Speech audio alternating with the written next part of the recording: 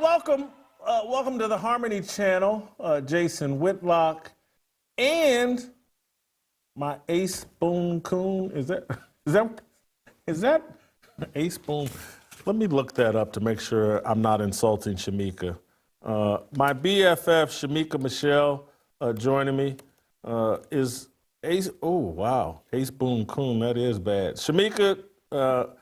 Oh man, Ace Boone Coon is an African American English term for a best friend or a person closest and most loyal companion. So I do think it's accurate. You are the most loyal person on the show. The phrase uses ace to, oh man, Ace Boone Coon, this is the first time I'd ever looked at it. But anyway, my Ace Boone Coon is here.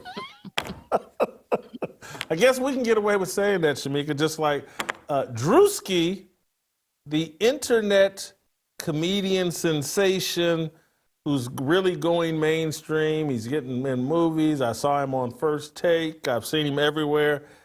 He did a NASCAR video spoofing white guys that I don't think white guys could spoof black guys in this way. He went full Whiteface. It's big deal, little deal, no deal. Let's play the clip. This is 2 minutes, 18 seconds. Let's play the clip and then we'll discuss whether it's funny, whether it's appropriate, whether it's hypocritical, whether it's a big deal, little deal, or no deal. Play the clip.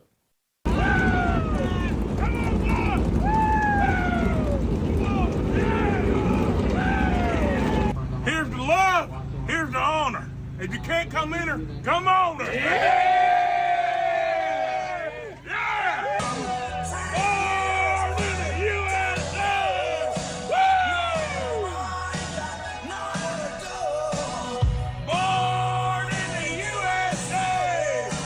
Hey, Suanna.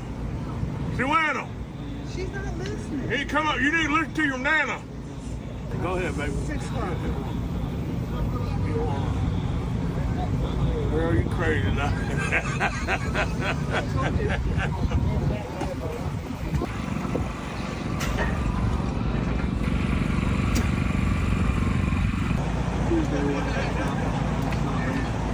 Hey, me, Ma. How you doing, baby? How you doing, baby? Good. All right, now. Mama. Born in the USA.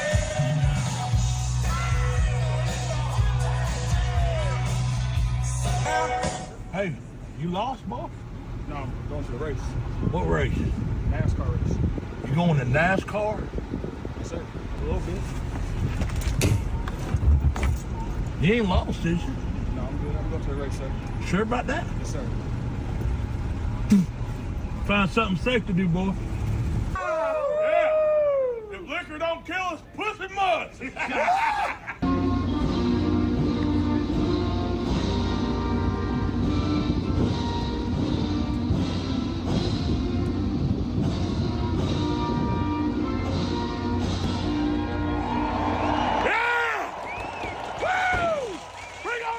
Baby. Oh, that fucker will go. I see. Dan Arthur. Randy Van Devin. Dan Arthur. Oh, South Dakota. Yeah.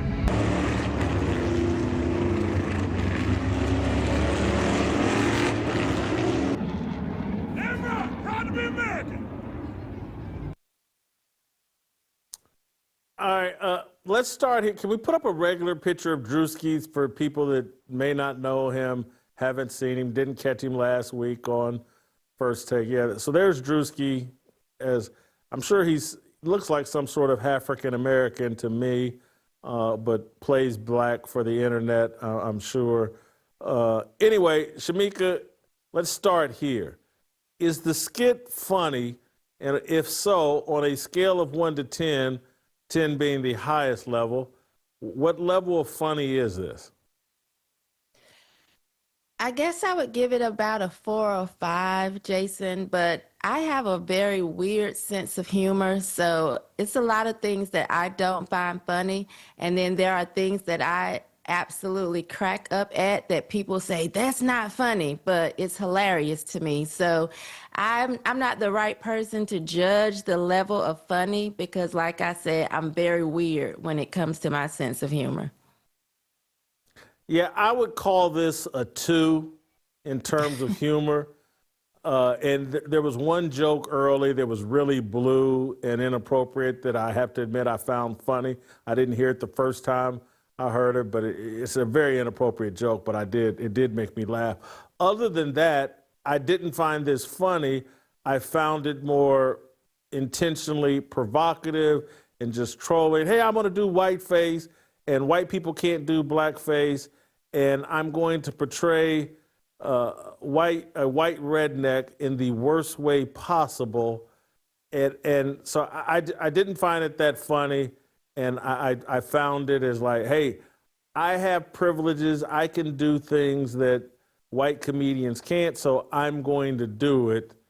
And it's the hypocrisy of it that bothers me. If I was, I'm not offended by the video. The video's harmless, but it's just really, really hypocritical, and it's intentionally done to inflame white people, and that's where he's going to get the attraction off of. Yeah, I felt like it was harmless as well. I didn't think anything of it when I saw it. I think the most I thought about it was that I have a similar hat in my closet, and so that was kind of funny to me. But I do see the hypocrisy in it. When you think about the fact that Jimmy Fallon and Jimmy Kimmel had to apologize for previous blackface skits they did, that weren't actually really blackface. They were trying to be brown-faced people. I think one was imitating Chris Rock. Another was trying to imitate maybe Magic Johnson or something. I can't remember. So the fact that white people can't do this without having to apologize, I see the hypocrisy in it, and I do understand the white people that are online saying, this is hypocritical. We could never do this, because we've seen them have to backtrack over old videos and apologize. Sarah Silverman had to come out and say that she felt ignorant for her blackface stuff. So they do have to apologize, and they can't get away with it. This is what people have been saying for a while now, that there are things that black people can say and do that white people can't say and do. And, maybe it's hypocritical, but it is actually the truth. It's just a fact. We can get away with pretty much saying and doing anything. And I can hear people right now saying, so maybe that's a good thing. There was, hey, during slavery, there were things white people could do that black people couldn't do. During Jim Crow, there were things white people could do that black people couldn't do. So, they just got to deal with it. So they can't make racist jokes. They should just get over with it. Why are they so desperate to make racist jokes?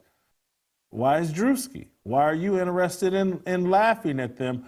What's the solution here? And I think the solution here is not to stop Druski from doing what he wants to do, but it's this whole blackface thing, particularly when people on Halloween want to dress up as Michael Jackson or dress up as Martin Luther King or whatever. We need to legalize that and quit pretending to be offended that some white person on Halloween dressed up like Rick James or Jay-Z or whomever. And we should legalize comedians to crack whatever joke they want to crack, and quit pretending like our panties get all up and, oh my God, when a white person cracks a joke on black people, it's racist. We got to man up. Are we man enough for this freedom or not? That to me is the solution. Let everybody do what they want. Let's quit the cosplay. Absolutely. That's the solution for me as well. Some people would say, oh, we shouldn't laugh at either side. But I find both jokes equally offensive and funny. They're funny to me. I like offensive jokes. I have a very crass or sometimes dark sense of humor. So that type of stuff is absolutely funny to me. I would say let everybody do it. If you find it funny, laugh. If you don't watch it. That's the way I feel with most things on the internet. If I'm not interested in it, I just don't pay attention to it.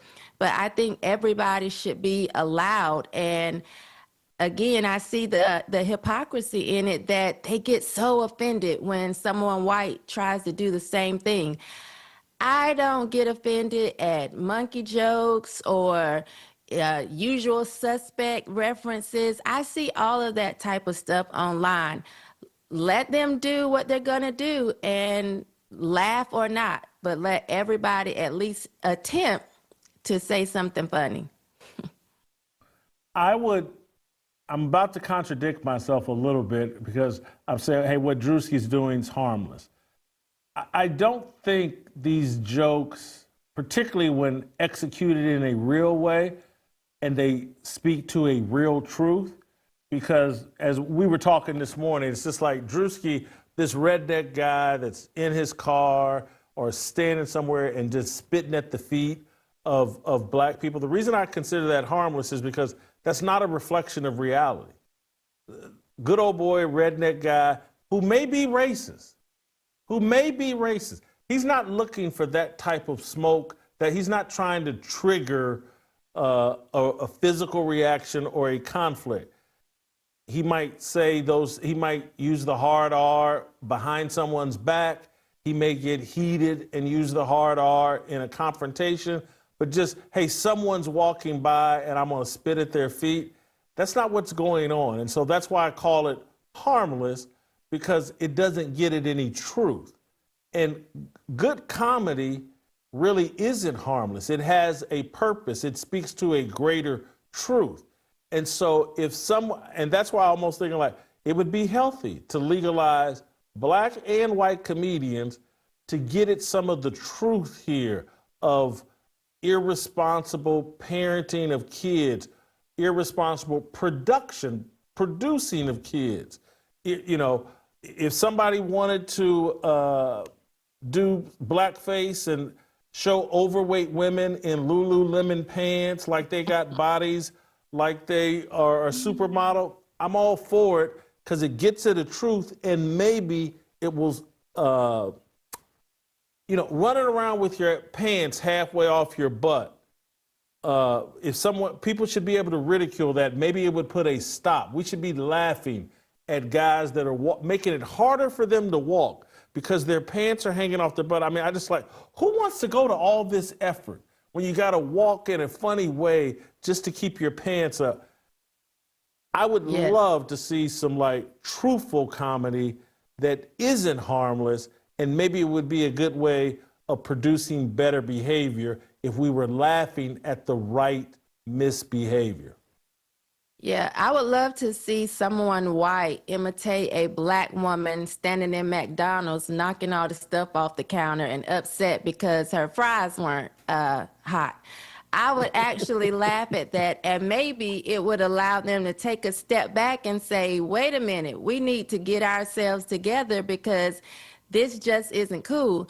I will say this morning, Jason, when Hadley was saying, no, it happens, when you said they're not spitting at the feet of black guys, I found that funny because it sounded like Hadley was saying, it does happen, Jason. I did it just yesterday. Sorry, Hadley, I love you. He was adamant. Very adamant, and he normally gets most adamant when he's dead wrong. Stuff that he's right about, he's never really passionate about. But it's the stuff that he's dead wrong about that he gets most passionate. And this morning we had a very interesting conversation because there's this comedian, Leonarda Joni. She's really politically incorrect. She cracks jokes on blacks and Jews all the time. And she's been banned and shadow banned and demonetized. And, and literally I was trying to make the point to Hadley is like, hey man, when white people crack jokes similar to what Druski does, there's real consequences. It's like, because Leonarda is funny and she's really politically incorrect. She has to do shows on the low. Like, she came to Nashville and I went to go see her perform, and you didn't get to find out where the venue was until an hour before the show. They had to tell you, like, because again, it had to be, if she showed up at a regular venue and everybody knew, there would be protesters, the venue would take heat, and so there's real consequence where Druski can do this and he'll be on ESPN next week, he'll be cast in a movie, nothing's going to stop for him. He can be as racist and as unfunny as he wants to be, and still get opportunities, where for white comedians, it's much more difficult. Anyway, we should have invited Hadley to this conversation because, Hadley will stand 10 toes down on being dead wrong. And that would have been interesting. You got a final thought? And if not, we can just end this and I can let you go. No final thought. I'm just still laughing at him telling us it is happening in 2025, and I just can't see it happening. The way we see them always posting about how black people or black boys crash out and you have to be worried about them, I just can't see them spitting at someone's feet. But, hey, according to Hadley, it's still happening. He did it just yesterday. Yeah, I'm right here in Nashville. There's rednecks in Nashville, and you go to these honky tonks and bars and whatever. You got people with the Confederate flag tatted on their arm, and I'm just sorry, and it's not because I'm famous, because I'm not famous like that. But you meet them people with a warm and friendly, cooperative smile and energy, and that's how they greet you. I've lived it. I've seen it. I've sat up and had conversations. This dude got a Confederate tattoo on his flag, and we just sitting up here talking about sports and college football and laughing back and forth with each other and being as respectful to each other as possibly can be. You tend to get the energy you put out, but I'll end this on this note as it relates to Hadley. This is the kind of stuff that Hadley does. It's like, the next time I see Hadley, this is what he's capable of doing, and thinking he's being funny. He'll spit at my feet and think that he's cracked some amazing joke, and when he gets fired, he'll have no idea why. He'll know, what do you mean? It was just a joke? Don't you remember the Druski skit? This will be like 2 years later. I'll see Hadley, he'll spit at my feet and get this big smile on his face, and I'll be like, you're done here, bud. Anyway, thank you, John Hadley, for making this segment worthwhile. Thank you, Shamika. We'll play Harmony, and we'll see you next time.